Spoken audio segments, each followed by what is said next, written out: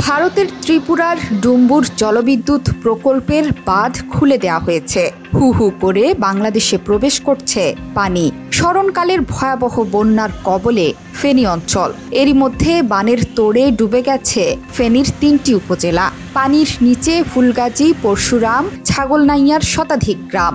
একই সাথে টানা বর্ষণ এবং ত্রিপুরার বাঁধ খুলে যাওয়ায় মুহুরী, কহুয়া, সিলোনিয়া নদীর বন্যা নিয়ন্ত্রণ বাঁধের ভাঙা অংশ দিয়ে লোকালয়ে প্রবেশ করছে পানি। স্থানীয়রা বলছেন, এমন বন্যা আগে কখনো দেখেননি তারা। আমাদের এলাকায় এই পরিমাণ পানি আর জীবনে কখনো দেখি নাই।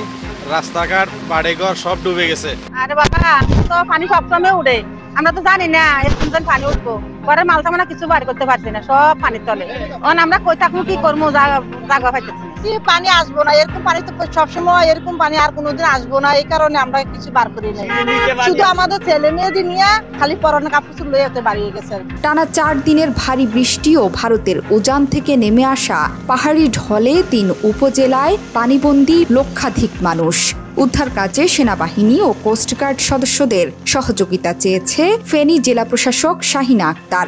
বৃষ্টি না কমলে পরিস্থিতির আরও অবনতি হবে বলে শঙ্কা ফেনী পানি উন্নয়ন বোর্ডের উপবিভাগীয় প্রকৌশলী আবুল কাশেম। তিনি বলেছেন, ইতোমধ্যে মুহুরী, কহুয়া ও সিলোনিয়া নদীর বেড়িবাঁধের ২৬টি অংশ ভেঙে লোকালয়ে পানি ঢুকছে। ডুবে গেছে মুহুরী নদীর বেড়িবাঁধের বেশিরভাগ অংশ। এছাড়া টানা বৃষ্টি এবং ভারতের পানির চাপ থাকায় প্লাবিত হচ্ছে নোয়াখালী, লক্ষ্মীপুর, মৌলভীবাজার, কুমিল্লার বিভিন্ন এলাকাও। সামনে এসব এলাকার বন্যা পরিস্থিতি ভয়াবহ অবনতির আশঙ্কা করছেন তারা। ফেনীতে বন্যায় ক্ষতি হচ্ছে ফসলের, তলিয়ে গেছে রোপা আমন ধান, ভেসে গেছে হাজার হাজার পুকুরের মাছ, পানিতে ডুবে গেছে পোল্ট্রি খামার। আমার বয়সে এরকম ডলার দেখি না। ক্ষতি হয়েছে বেরি বাসা আল্লাহ রাতে বেরি আল্লাহ ক্ষতি হারে গেছে এই কথা।